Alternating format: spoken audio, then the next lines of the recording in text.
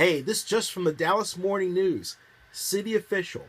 Police have no video of 2011 Walmart parking incident linked with Dez Bryant. That is from today's DallasNews.com website of the Dallas Morning News. And it says another incident from Dez Bryant's turbulent past has surfaced. We know that. Open records release done by NFL.com led to the Lancaster police report. It goes on to explain what I've already explained at Zenny62.com.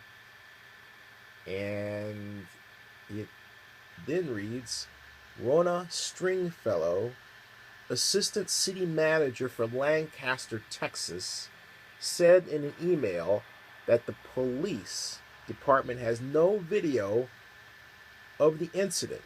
Cowboys officials have no comment since there was no arrest or charges filed. That is that. So, boy, can we just cut this crap out? Oh, by the way, this is Dez with his girlfriend, Aine, who was the focus of the police report.